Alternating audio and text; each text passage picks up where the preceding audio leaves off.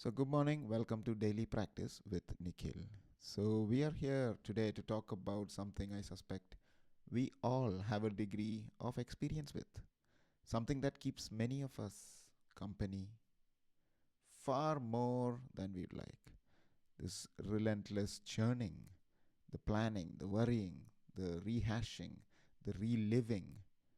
Yes, that beautiful, sometimes maddening phenomenon we call overthinking, or its younger cousin, thinking. And it's slightly more interesting for us right now because you know the feeling. It may be that you are going to sleep and then these thoughts come up, and then suddenly you're overtaken by them. And it is basically at that time where it reviews the entire awkward conversation you ever had.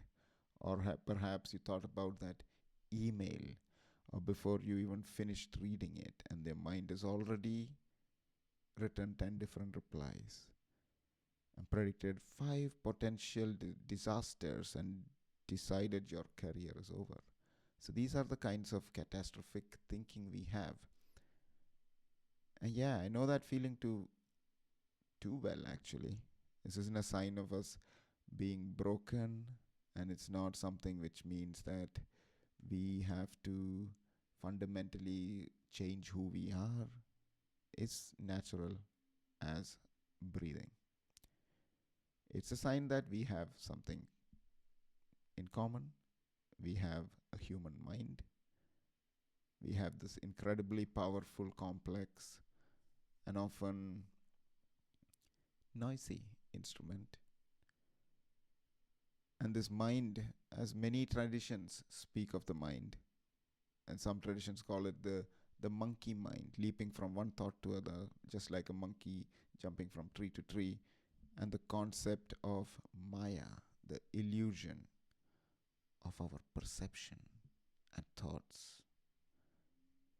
And modern science also echoes some of this, showing that incredible connections known as neural networks firing away constantly. These are the things which the cells in our brain which connect each other and give us meaning and color and vibrancy and thought and everything. All our experiences come from these connections. We don't know how, but it does. The challenge and the opportunity isn't to stop thinking. If we try to stop thinking, I know we have tried it and it sounds very exciting to have to stop thinking, but sounds exhausting and probably isn't possible anyway. So even if you try to do that experiment where you say for the next 1 minute, I will not think about anything, and you'll just start closing your eyes, and let's do this. For 1 minute, you are not supposed to think anything.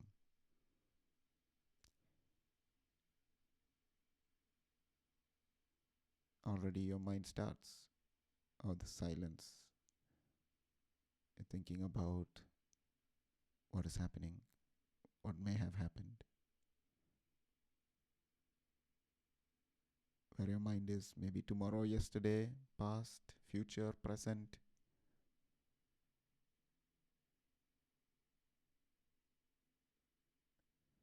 And the thought of, oh, I'm not thinking anything is itself as a thought. So you get the picture.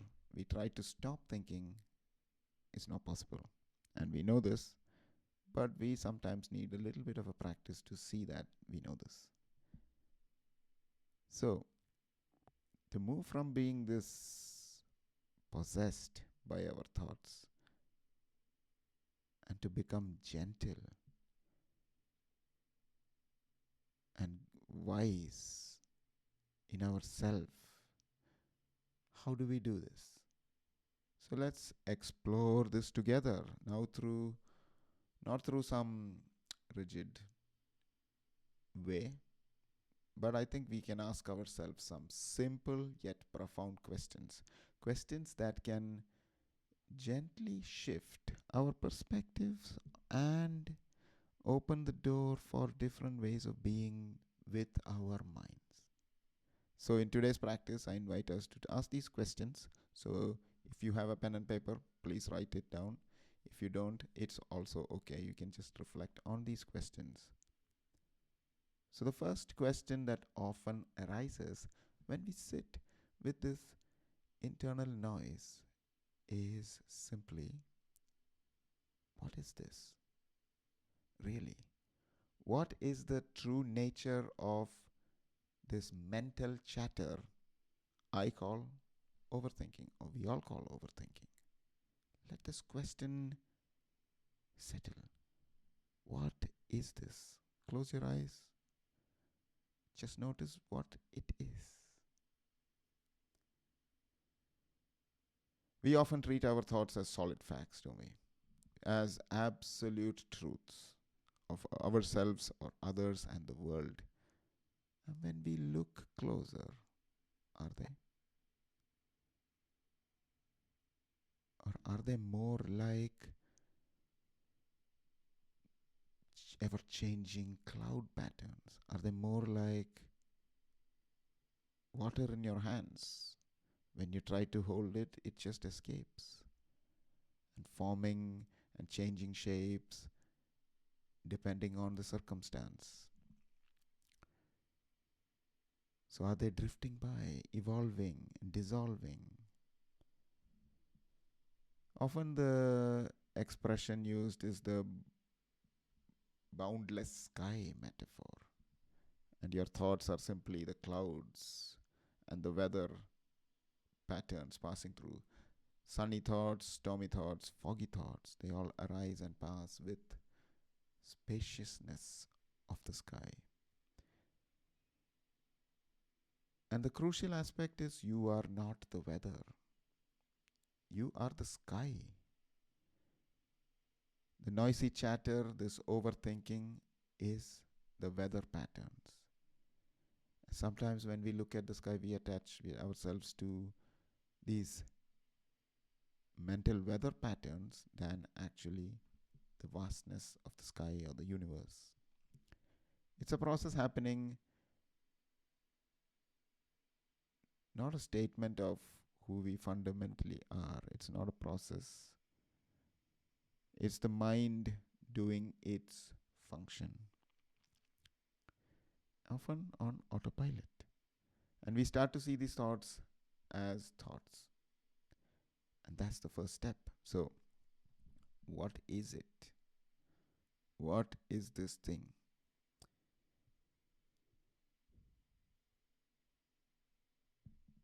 So, when we notice that these are not solid facts, what we naturally lead to is the next question.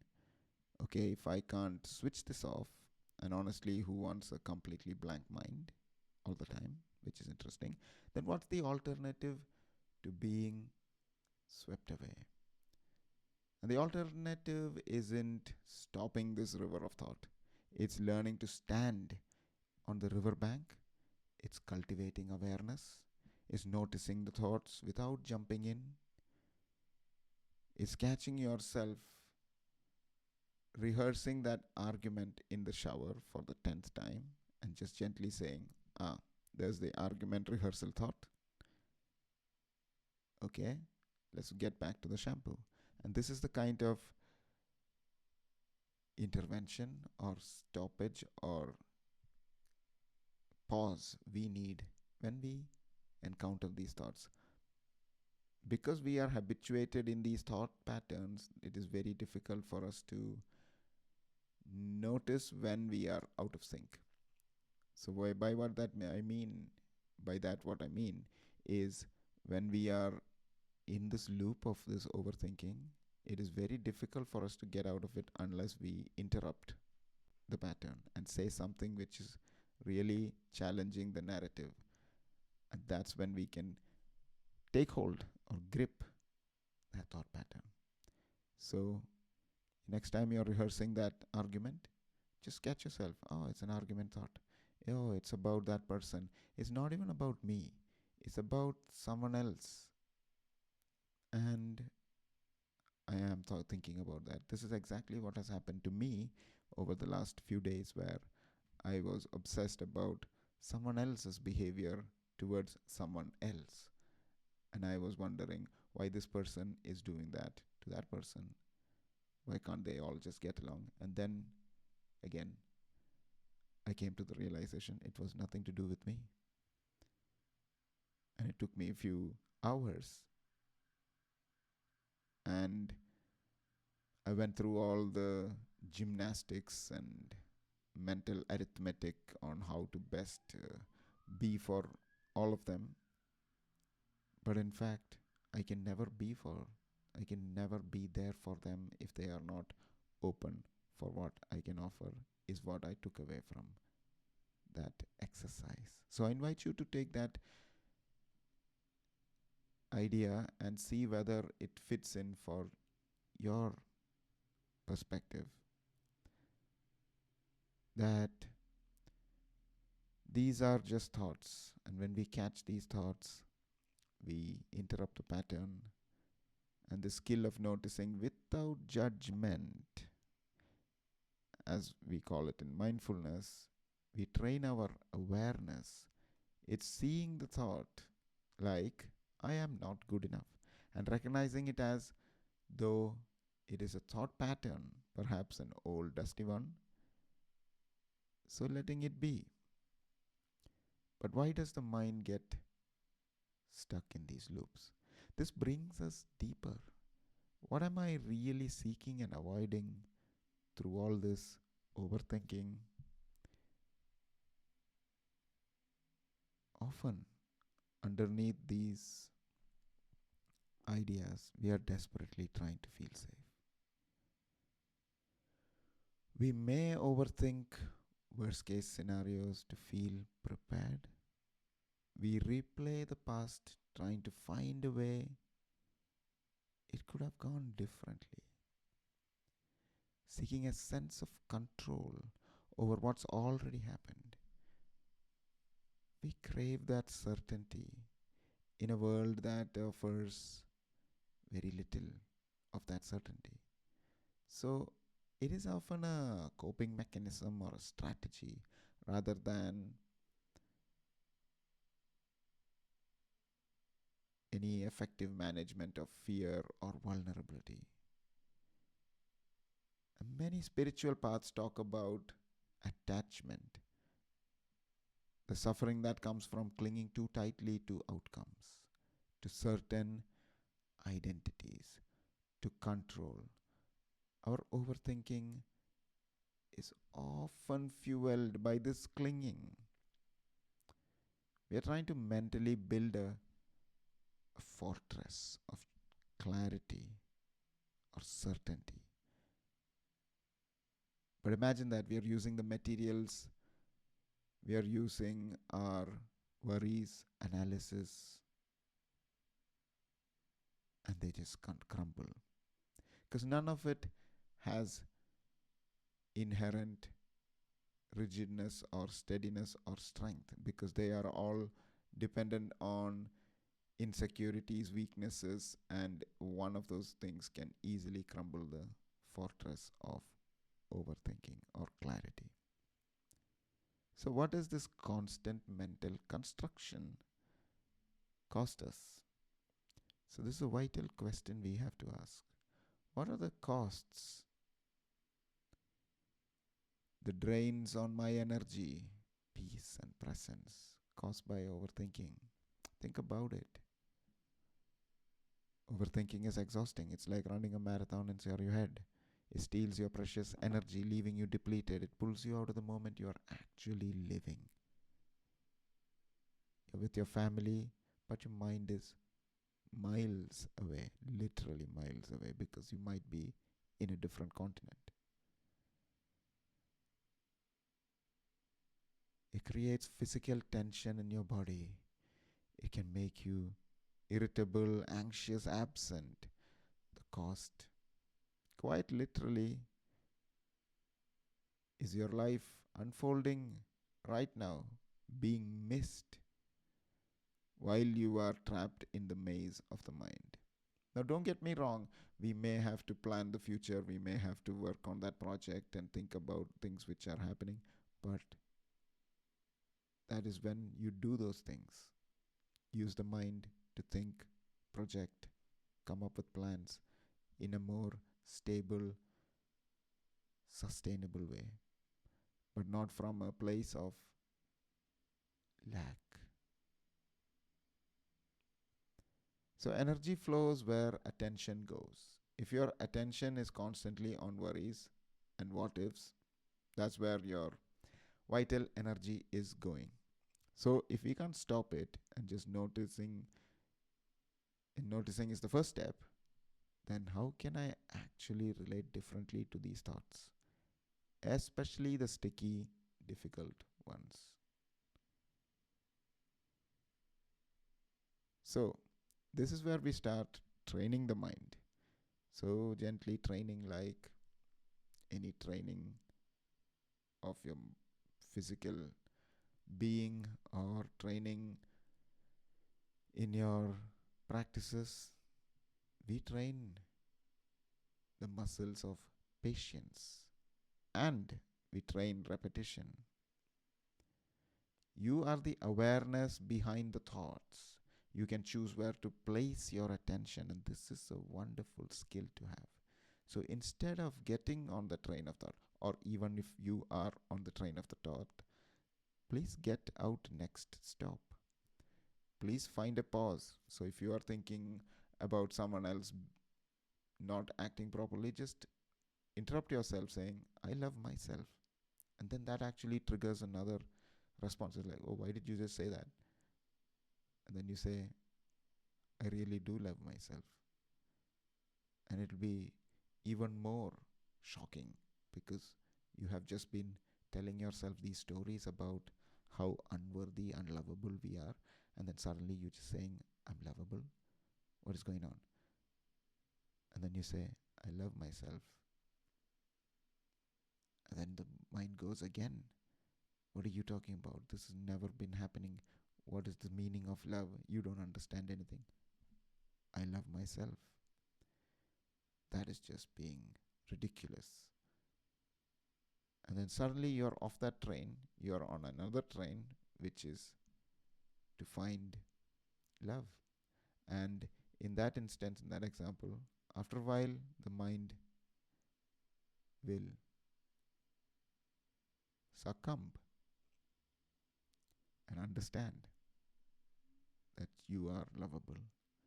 And that is one way, with repetition, with constant repetition, reminders, and this takes a lot of practice. It doesn't have to take a lot of time. Mind the difference. It takes a lot of practice. So any moment in your life, you can practice this. It takes repetitions though. It takes constant reminders to change that thought,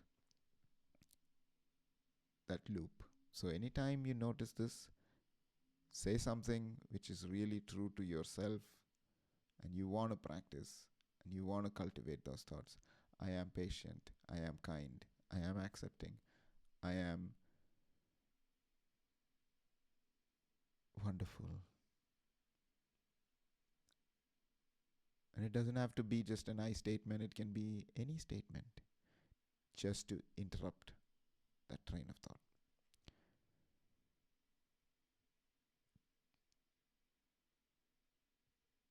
So you can even think about all of this. Again, I'm using the word think in loose terms. Think about that difficult conversation again. Just labeling it as a difficult conversation gives a tiny space. You can ask, is this thought serving me right now? If not, you can gently redirect your attention to your breath, to your senses, to the feelings in front of you. This isn't about controlling the thought from appearing, but about controlling whether you engage with it.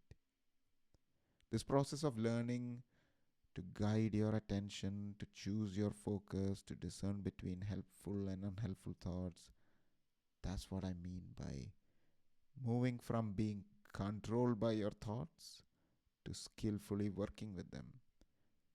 And this is the essence of mastering the mind. If you are in any doubt on how we can progress in life, this is how we can literally and figuratively progress by skillfully working with whatever comes up, not by ignoring them, not by quote unquote overcoming them, not by fighting them, not by creating separate identities, not by creating models, mental models, physical models, not by any of that, just by skillfully inviting and working with them. That's how we make tremendous progress. So, mastery about the mind isn't about perfect silence or control. It's about wise, kind, and discerning relationship. It's understanding your mind's habits and gently guiding it towards paths that serve your well being and purpose. Like a skilled gardener, you learn which thoughts to water and which to pluck away. Because beneath the constant noise of overthinking, there is something else, isn't there? You may be noticing it, or I invite you to notice it. What is beneath this layer of overthinking? Can we get deeper? A quieter knowing, a deeper wisdom. Ask yourself, what are the quiet whispers or deeper knowing that overthinking often wants to drown out?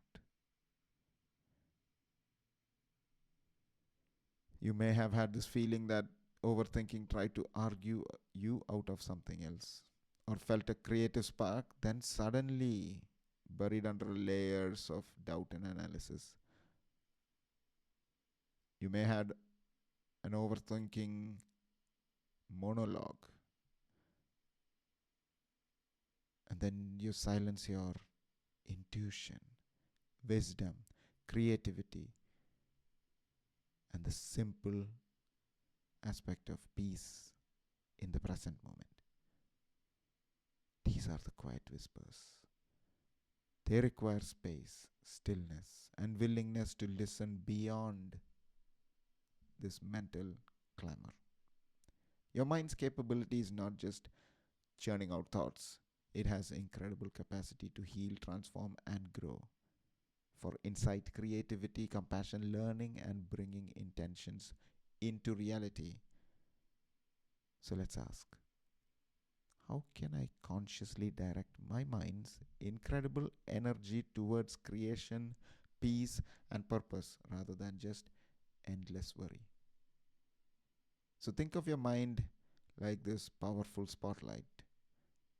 You can point the spotlight anywhere. Are you constantly pointing it at the dust bunnies in your corner, your worries and fears? Or can you deliberately shine it on what you want to create, on good in your life, on solutions, on learning, on connection with others? And this is the principle of intention behind visualization, behind all the self-help gurus out there chatting out from their inner voices saying focus on gratitude. Gratitude is the way. So you are the one holding that spotlight. So you can choose in any direction. So choose wisely when you direct this energy. Imagine just for a moment, what would your life feel like right now if overthinking wasn't running the show? What is the feeling? More spaciousness, more lightness, more ease, more joy, a sense of being present for your moments rather than lost in mental commentary. And this isn't about some distant, unattainable states or which you have to sit for 7 years in Tibet. These moments are very accessible to you right now. You may have even felt it during this practice, and it is your natural state. We often confuse this overthinking state is our natural state, but it's your natural state. You were not born an overthinker. Actually, you didn't even start to overthink until people taught you how to overthink. So it was a skill you acquired. It's not even a trait. Over time, you started to develop. Maybe there were initial precursors which we have in our genetic code. Yeah, maybe. But the environment creates that. So the environment in which you may have been growing up might have been a critical one, might have been a one where you were challenged a lot. So that created this overthinking pattern. But it's not your natural state. So, where do we begin? How do we move from hearing these ideas to actually living them? Perhaps the most important question is, what is one small practical step I can take today to begin befriending my mind and changing this overthinking habit? So forget trying to meditate for an hour or never having anxious thoughts again. That's another form of overthinking. Start small. Just notice one thought today without judgment. Practice being fully present for brushing your teeth if you're just waking up, or walking to your car. Taking 3 conscious breaths when you feel yourself starting to spin. Be kind to yourself. This takes practice, not perfection, as we discuss all the time in this event of ours, in this place of ours. Consistently acting and approaching yourself, your mind, and your awareness with kindness, wisdom. That's what this is all about. So these questions are just some thoughts and reflections I had over the last few days. So I thought to bring it to all of us, and I hope this helped in some way. So these questions are kind of guiding lights. They are just invitations, and invitations to inquire within yourselves to find the answers you seek. This is the essence of these practices. There are no script here, there is no direct, this is the answer to your question. It is all about self reflection, self efficacy, self mastery. So find a comfortable position. Allow your body to settle. Let go of any need to do anything. Just be. Just be where you are right now. If you feel like moving around, move around. If you feel like sitting, lying down, does not matter. Just be who you are right now.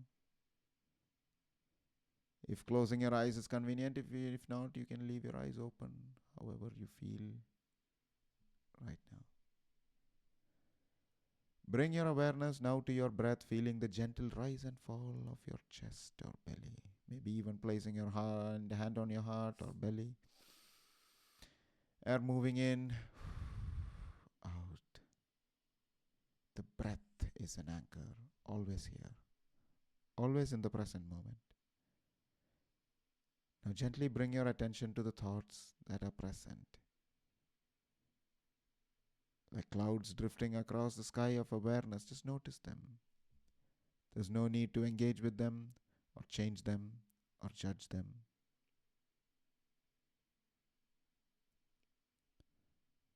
And if you notice these thoughts that feel repetitive or worrying, thoughts that start to feel like overthinking, simply notice them as overthinking thoughts. You can even short form it to OT. And see if you can watch these OTs like a movie. or like leaves floating down a stream. And imagine each thought is just a mental event appearing and disappearing. They don't need you to get involved for them to be there. You don't need to get involved for them to eventually pass. And if you find yourself swept away by thought, lost in a story, that's okay. It's what the mind does. As soon as you notice that you've been pulled along, gently, kindly, without judgment, interrupt that. Say something like, I love myself, and I will catch myself every time I am in this loop, and guide your awareness back to your breath. I am not my thoughts. Back to the simple sensation of being present.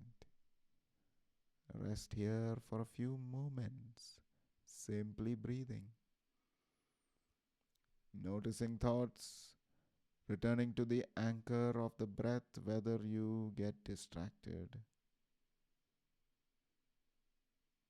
or not.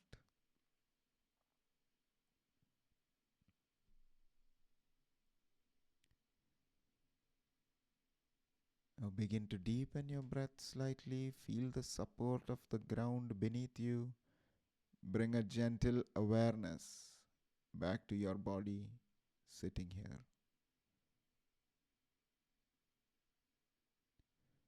Wiggle your fingers and toes, and when you feel ready, gently open your eyes and bring your awareness back to the room. And welcome back.